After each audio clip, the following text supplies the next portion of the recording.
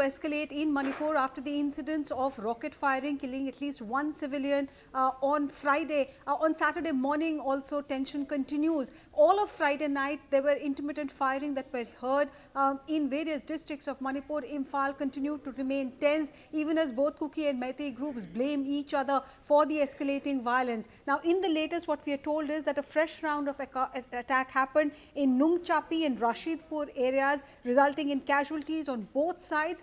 Like I said, both groups are blaming each other, but as per police, this incident happened around 5:30 a.m.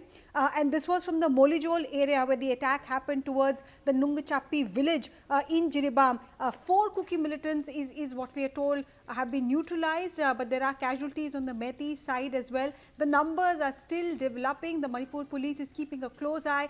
Both the CRPF, the Manipur police and the army is trying to ensure that in the buffer zone, which is the zone between the valley and the hills, there is no tension, that peace is returning to these areas. But like both the Kuki side and the Meitei side claim that what is being done by the security forces is just not enough. If you see from the start of this month, there are repeated incidents, repeated escalation of violence. It began with the grenades being dropped from drones. The drone attack killed at least 2 back-to-back incidents happened there. Even then, Manipur police blamed the Kuki side for the violence. Then yesterday, 2 back-to-back rocket attacks happened, killing 1 civilian who got splinter injury after a rocket landed at the house of the first chief minister of Manipur. 5 people were injured, including a 13-year-old minor. And then even as the tension was still prevailing over that rocket attack, overnight also tension escalated, and Jiribam is where the epicenter on Saturday seems to be.